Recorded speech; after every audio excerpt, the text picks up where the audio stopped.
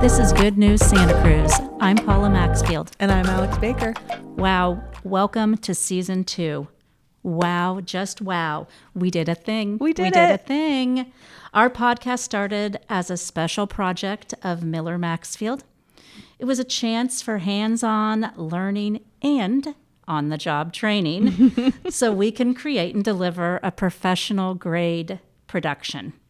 I have so much gratitude to you, Alex, and to you, Calvin, Alex Baker and Calvin Menn, for joining me on this journey, and to my partner, Bill Maxfield, for his support of this project. This team has made my vision a reality, and I knew we could do it. Kudos to you, Paula. Oh, thank you.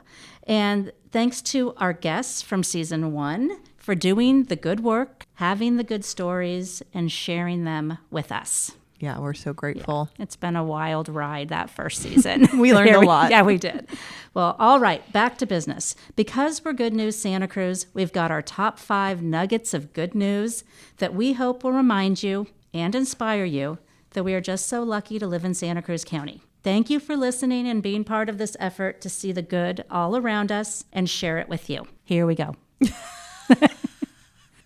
Starting off our top 5, I'm putting Santa Cruz Shakespeare on the list today at number 1. I love that they're expanding to year-round performances. I've been lucky enough to enjoy their plays in the summer, fall, and winter, and now they've added a spring performance. Yay. It's so cool. The expansion is amazing. Expanded to year-round programming. Yeah, It's they really incredible. Did a major accomplishment there. Yeah, so proud of them. Their first ever spring show will be Vincent, which is an acclaimed one-person play written by Leonard Nimoy. Yes, Leonard Nimoy of Star Trek fame. Who knew he was an accomplished playwright? I certainly did not. The play will star Santa Cruz Shakespeare's artistic director, Charles Pasternak, past guest of Good News Santa Cruz. Yes, one of our very first guests. Our very first guest. He will star in this one-man play, and he is truly amazing in everything he does. He is. So excited to see him take the stage. Vincent is about Vincent van Gogh, the famous Impressionist painter who is also known, or famously known, for having cut off his ear. The play is based on a series of imagined letters between the artist and his brother, Theo. The letters bring to life what made Van Gogh tick, what his personal struggles were, and why we still talk about the guy today. I'm curious. Yeah. I'm very curious. And the artwork for the show has been really delightful. I encourage people to check it out. It's a mix of Van Gogh and Charles. This show is happening at various dates in late April and May at the Veterans Memorial Building in downtown Santa Cruz. Tickets are already available at santacruzshakespeare.org. I can't wait to go. I will see you there. Yeah, see you there. I love a good event, especially when it includes live music.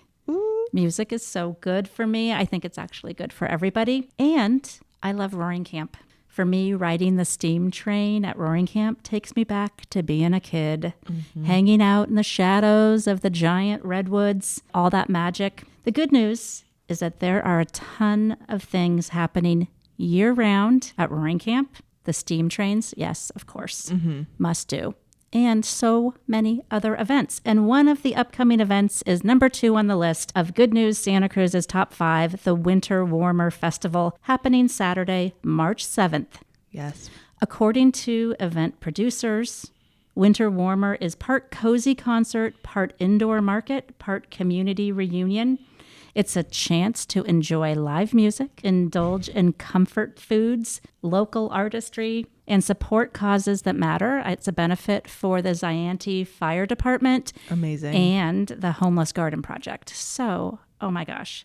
I'm excited for some great music and community for good causes. Sounds amazing. What 2 great causes that really need support. They do. Yeah, so awesome. All right, number 3 on the list is the Watsonville Plaza. One of the best parts of Watsonville is the plaza that's in the heart of downtown. It's a special place to enjoy a sunny day, and it's home to tons of local events every year. I was pretty excited to hear the plaza is getting a new look and much needed upgrades. Ooh. $6 million worth, to be specific. Wow. Key upgrades include a full and much needed renovation of the iconic gazebo bandstand that was built in 1906. That's 120 years ago. It's looking a little bit dated. Yeah. A little bit worn, so that'll be a Makes nice... sense. It's weathered a lot. Yes, it's gone through a lot of So good it's going to get events. some TLC, some love. Nice. According to the city of Watsonville, there will also be a new performance stage, new picnic tables and benches, electrical upgrades, ADA accessible walkways, and landscape improvements. The work is expected to be completed in summer of 2027. It's going to look amazing, and I'm sure it will be an even more popular gathering space for the community. That's awesome. A good plaza is where it's at. And one as iconic as Watsonville's. Yeah. Get some good love. Okay, number 4. Okay, first of all, this really should be called 100 People Who Care, because everyone is welcome.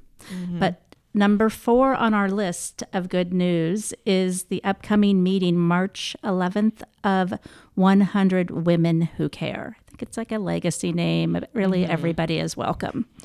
It's a really simple idea, a local giving circle. It's all volunteer run. The meetings are 4 times a year for 1 hour at the Museum of Art and History in downtown Santa Cruz.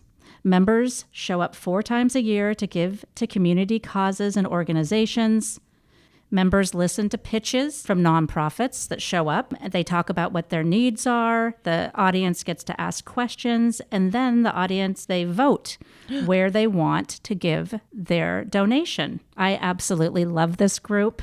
If you want to support local groups doing amazing things, you don't have a bunch of time to volunteer, or you don't know who really needs the money more than other organizations, this group is for you. Besides 4 meetings, just 4 hours a year. The commitment is to pledge $100 for each meeting. So the nonprofit that gets the most votes gets the money. Amazing. So if 50 people show up, the winning nonprofit gets $5,000. If 100 people show up, the winning nonprofit gets $10,000. That's a pretty good chunk of money for a small nonprofit or a program. So the next meeting is Wednesday, March 11th. I'll be there. It's from 6:30 to 7:30 sharp, and it will not go 1 minute over 60 minutes. I do not know how they do this, but it is true. That's incredible. And what a great way to learn about all the nonprofits in our town. I've and how you learned can so support. much. That they're kind of under the radar because it's not a huge amount of money, but it's a substantial amount of money for new ones or new programs. And our final piece of good news, our number 5 on the Good News Santa Cruz top 5, is the Santa Cruz Mile. This new event is happening on Sunday, March 15th. It is the first of its kind in Santa Cruz County with a 1-mile race route that goes from the Santa Cruz Wharf on Pacific Avenue through the heart of downtown. The Santa Cruz Mile is geared towards a wide range of participants, from walkers to elite runners. Ooh. It's being called a road race for everyone, and we're happy to have the organizers as our guests today to tell us more about this new event. Okay. Can't wait. We're about to find out a lot more. Welcome.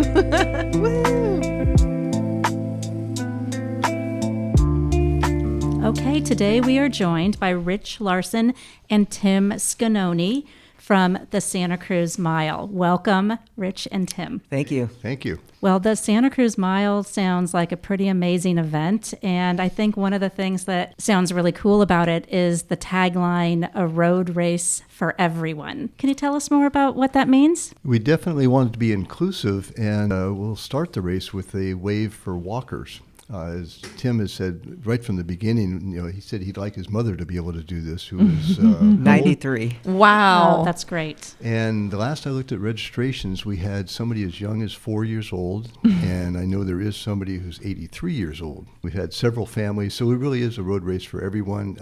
We are also recruiting elite runners that would run under 6 minutes, maybe under 5 minutes, maybe under 4 minutes to run up Pacific Avenue. So it really is a road race for everyone. So are you recruiting those folks from all over? Well, yeah, having a store to fit people for walking and running shoes, honestly, and even pickleball. We meet a lot of different people. And so one of them actually is a gal around my age, a little younger than 60, whose mother's 100. And she told me she's planning on having her come out to do it. So I haven't seen her registered yet. Okay. I do have her text, so we will be reaching out to her. But it's to inspire people to be healthier. We do have some really, really fast runners. There's Garrett McQuitty, who recently went to the University of California, Berkeley, He runs under 350 or right around there. He's run that recently as well, and he and a couple of his friends are going to come down. I could talk forever, but there's a space in this race for everybody. That's awesome. So tell us how this race came to be. Definitely. I was fortunate enough to go out to New York City and run the Fifth Avenue Mile many, many years ago with our son when he was a teenager. We flew out there, and I really didn't have very many high expectations for how the event would kind of play out, but it was 1 mile down Fifth Avenue. There's about 10,000 runners that do this in different waves of all abilities, just kind of like what we were just talking about. And it was just such an inspiring, like really fun event for 1 mile, because at the end of it, you dumped out onto the Central Park, and then they had the elites come through, and then everybody just hung out afterwards. So I was like, this is amazing. We have to do this in Santa Cruz down Pacific Avenue. Well, that was like 16 plus years ago. It takes a lot of patience and the right connections to finally have the city approve that. Yeah. And now it is happening on March 15th. Tim said early on, if we can't do it on Pacific Avenue, he didn't want to do it. So it will start between Cal Surf Shop and the Sanctuary Exploration Center. Yeah, Marine Sanctuary. Yep, Awesome. Yep. It'll go right up Pacific Avenue, and it'll finish between Lulu Carpenter's and Jamba Juice.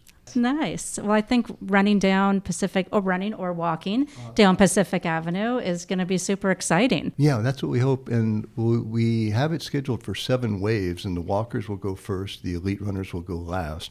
So hopefully all the runners and spectators will gather at the end for the last couple waves to watch these ultra-fast people come through. Yeah, and it won't take much of your time. Right. It'll be a couple minutes of watching them come through, Right. it sounds like. That'll be fast. That's what we've pitched to the Downtown Retail Association. Like, we're not mucking up. We're actually hoping that people, after they get done, want to buy some things. Yeah. Absolutely. Exactly. Have lunch, Yeah. do some shopping. Exactly. Nice. I like that. That sounds great. So what has the response been from the community so far? It's been very positive. I think we started with the Downtown Association, working with them just because it's their homes, their turf, and got a very positive response. So they've sent out notices to all the merchants, letting them know what's going on. We've communicated with them to let them know how they can participate with coupons to the racers and such, making sure they know what's going to go on in front of their businesses. And I've also tapped into the Teen Kitchen Project, which is kind of a favorite of ours as a nonprofit. They're very receptive and are going to help us get some volunteers. And we are planning on having proceeds that we'll share with them. How has the response been in terms of registrations? It's a funny thing because it's just a mile, and almost everybody we talk to says, "Oh, I can do that." If you sign up for a marathon, you do that weeks or months ahead and train. This, not so much. What can racers expect day of? We're going to gather the racers at Depot Park so Okay. that it's an easy walk down the path to the start line. And as we mentioned, there'll be 7 different waves. They'll be starting 15 minutes apart. Once they cross the finish line, then we have what we're calling the Nike post-race experience. Oh, fun. Don't know if we've mentioned yet that Nike is a major Yeah. sponsor Oh. of the race. Amazing. Thanks to Tim's connections.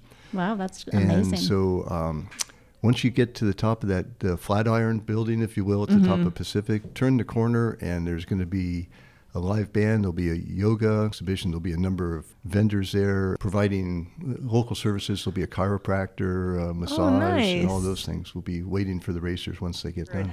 And so I know we've talked to, like, Burdell's has said they're going to be outside with their employees and just create excitement and support.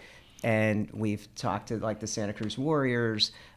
Pizza My Heart is behind it. Nice. We're kind of hoping to have kind of an amplifier as you go down the street and really create that excitement for, like, the last 100 yards. And What a Just a great full day event. I know, a great day in Santa Cruz. I'm so no start runner, the morning. but- I know. Start the morning with the race, and then spend the afternoon in the city just exploring. Is there any other pieces of little tidbits of information you want to share? One thing that I think is remarkable, Nike, being the generous sponsor that they are, is providing footwear to volunteers. Oh wow! So if we have volunteers needed, at the pre-race, at the start, the finish line, the post-race, various, even what we call packet pickup, where you pick up your number. So we need volunteers, probably 40 to 60 volunteers. And Nike said, just make sure you get their shoe size. Oh, wow. That's some incentive. That's very So generous. for some of your listeners, Yeah. make sure, how are they going to get a hold of you, Rich? Yeah, let us know. On our website and the registration page, actually, Okay. there is a link to volunteer. I would say that's a little bit more than most volunteers are expecting. I mean, most of the races that I've been involved in, it's usually like a T-shirt that just says volunteer on there, and maybe they're a little brighter than the participants, but to get a pair of shoes for a couple hours of work is a pretty good deal. Well, good job lining that up. Yeah. So where should people register? I think you already plugged in. And what else Right. can they find on your website? Our website is santacruzmile.com, and there's a lot of information there, including a list of all our sponsors, a notice of Team Kitchen being our designated nonprofit, a lot of information there, FAQ page. But there's also a link to the registration page, which is through Race Roster. And they could just link there and register for the race, register to volunteer, or in some case, you could do both. Yeah, I think you'll have enough time if you run really fast. Yeah. Or walk fast. Or walk fast. Sounds like there's something for everyone. You could be a spectator, a volunteer, or a runner and really enjoy yourself.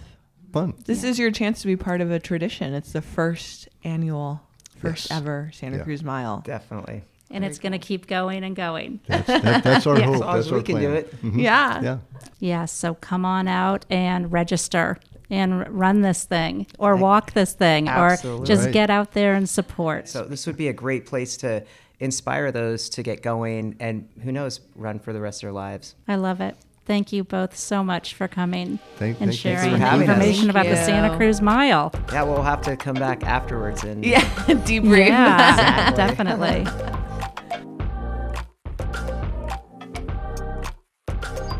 Good News Santa Cruz is produced by Paula Maxfield, Alexandra Baker, and Calvin Men, with the creative team of Bill Maxfield, Natasha Asfor, and Connor Alexander.